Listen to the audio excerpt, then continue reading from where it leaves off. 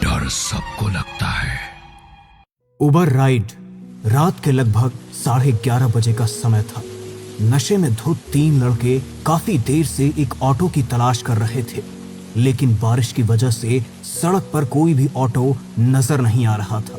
वो तीनों taxi book करने की भी कोशिश करते हैं, लेकिन बारिश की वजह से किसी के भी फोन में नेटवर्क नहीं आ रहा था।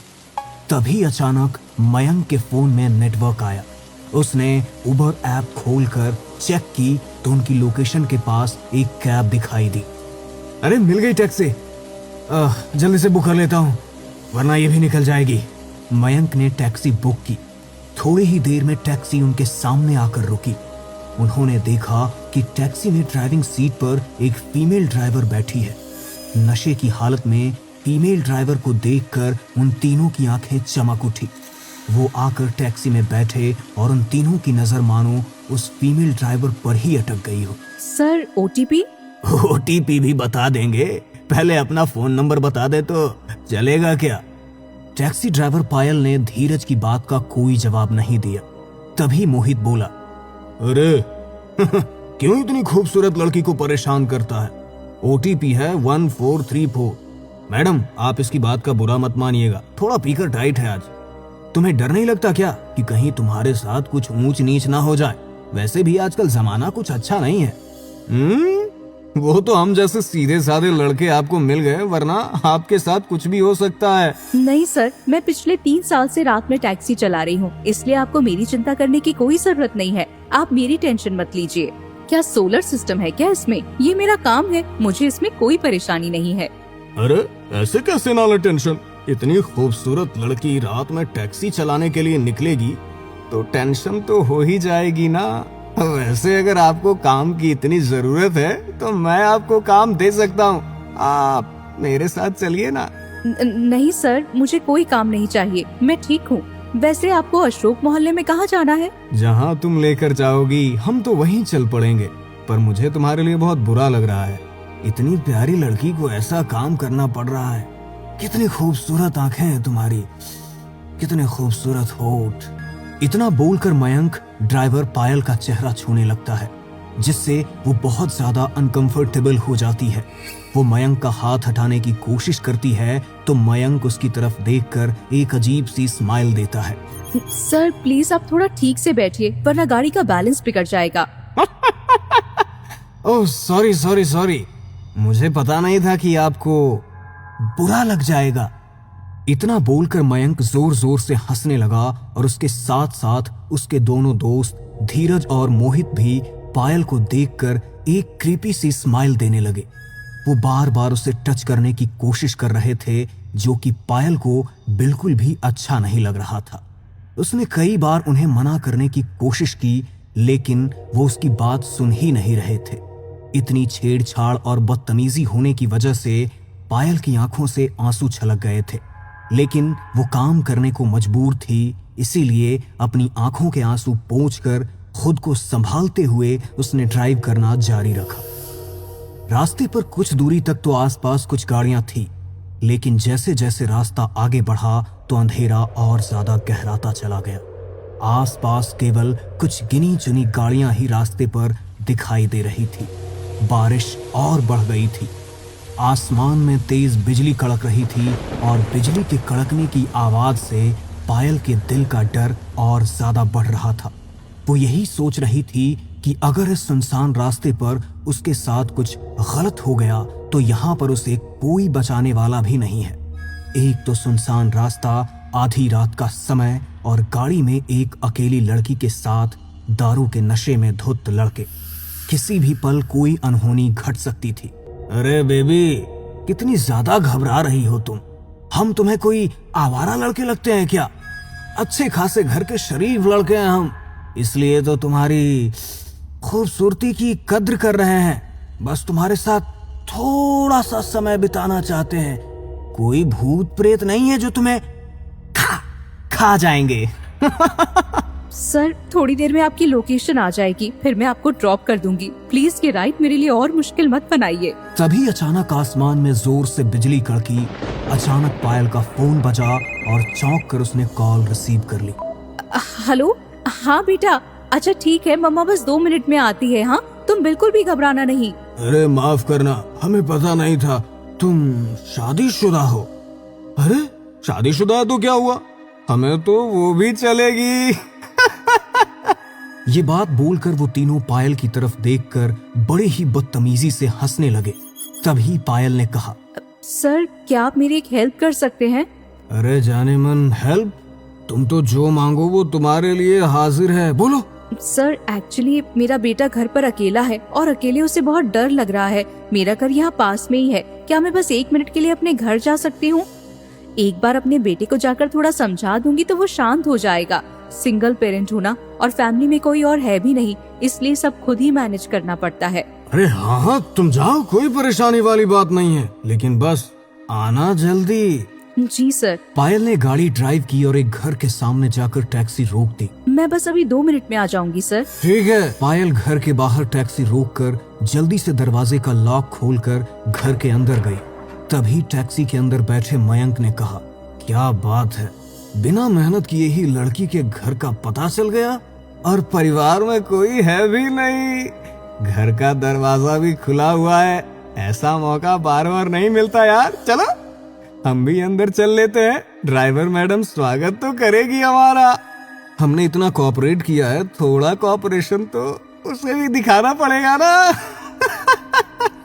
तीनों टैक्सी से उतरकर दरवाजे से घर के अंदर चले गए। पूरे कमरे में घुप अंधेरा था।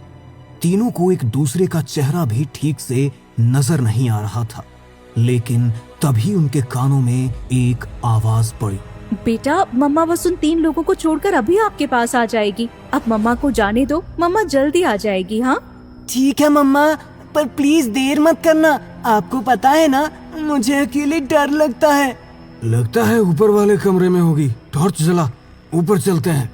उन्होंने फोन की टॉर्च ऑन की और सीढ़ियों से ऊपर की तरफ बढ़े। रात के पहर सीढ़ियों से चरचर की आने वाली आवाज बड़ी ही भयानक लग रही थी। वो जैसे ही ऊपर पहुंचे तो उन्हें कमरे से पायल के चीखने की आवाज आई। कहीं कुछ हो तो नहीं गया मैडम को? लगता है उस कमरे में है मैडम। तीनों ने कमरे का दरवाजा खोला। अंदर भी गहरा अंधेरा था, इसलिए ठीक से कुछ नजर नहीं आ रहा था। वो तीनों अपने फोन के टॉर्च की रोशनी से पायल को ढूंढ रहे थे। तभी उन्हें एक बच्चे के रोने की आवाज आई। उन्होंने पीछे मुड़कर देखा तो कमरे का दरवाजा बड़ी ही तेज आवाज के साथ खुद ब खुद बंद हो गया और अचानक पायल उनके सामने आकर खड़ी हो गई।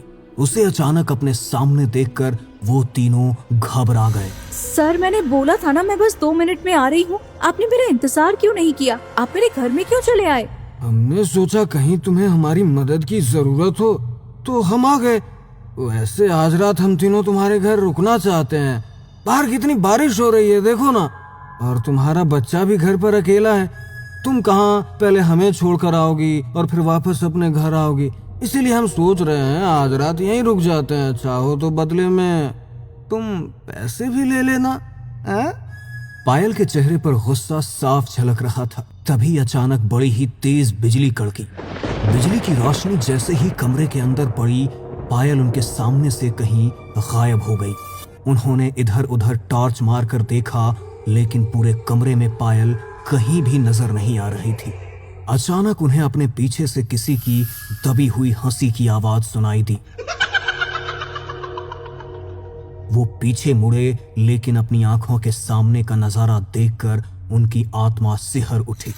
उनकी आंखों के सामने पायल थी, लेकिन उसका रूप अब पहले जैसा सामान्य नहीं था।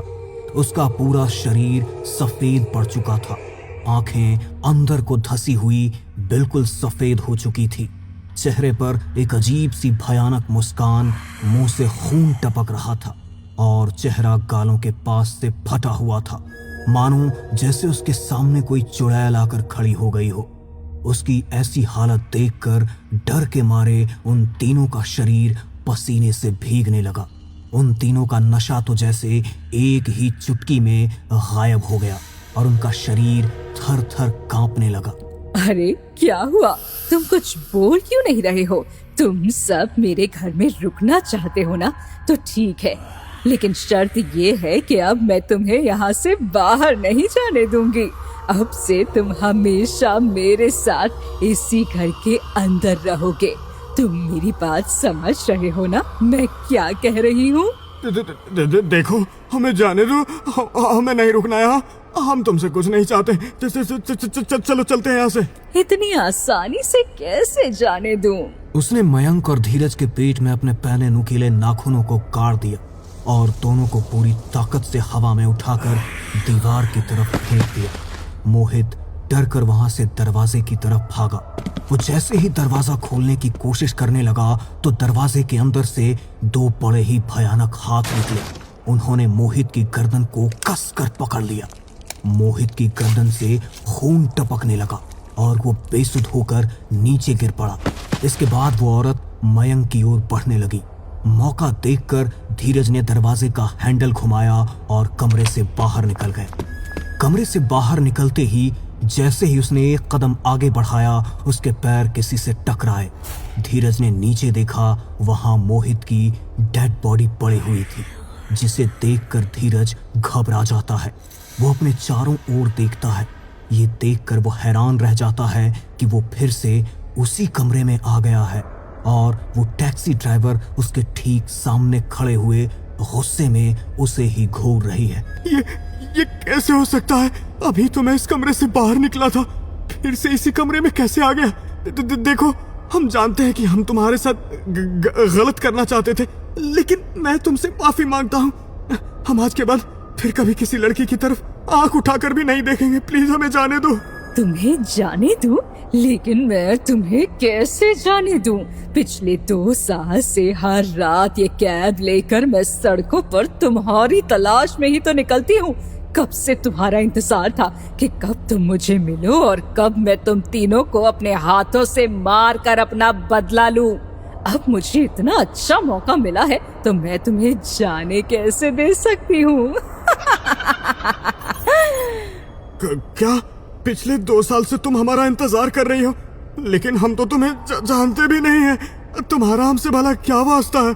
देखो, हम तुम्हारे सामने हाथ जोड़ते हैं, प्लीज जाने दो हमें। हाथ पैर तो तुम्हारे सामने मैंने भी जोड़े थे, लेकिन तुमने भी तो मेरी कोई बात नहीं सुनी थी ना। 2 साल पहले तुमने मेरी जिंदगी बर्बाद की थी और उसके बाद मुझे मार कर फेंक दिया। मेरे परिवार को तो मेरा अंतिम संस्कार करने के लिए भी मेरा शरीर नहीं मिला। जैसा तुमने मेरे साथ किया, अब वैसा ही तुम्हारे साथ भी होगा। प्लीज प्लीज ऐसा मत करो। अरे बेबी, अपने हाथ में आए शिकार को हम ऐसे जाने नहीं देते। तुम रोगी हमारे सामने, गिड़गिड़ाओगी, लेकिन इसका कोई फायदा नहीं है। हाँ, क्योंकि आखिर में होगा तो वही जो हम चाहते हैं। अब रोना बंद भी करो, चलो कम ऑन, आ जाओ। अब तक तो तुम्हें सब कुछ अच्छे से याद आ ही गया होगा, अब तुम्हें मारने में और मजा आएगा। उसने अपने हाथ में एक फावड़ा उठाया और एक एक करके तीनों के चेहरे पर दे मारा। उनका पूरा चेहरा खून से लथपथ हो गया। एक के बाद एक उसने उनके ऊपर कई वार किए, जब तक कि उनके शरीर के अंदर की आखिरी सांस खत्म नहीं हो गई। वो उन तीनों को कमरे की खिड़की की तरफ लेकर गई। उनके शरीर के टुकड़े टुकड़े करने के बाद उसने उनके शरीर के टुकड़े खिड़की से नीचे फेंक दिए। घर के नीचे इंतजार कर रहे कुत्ते उनके शरीर के टुकड़ों पर झपट पड़े।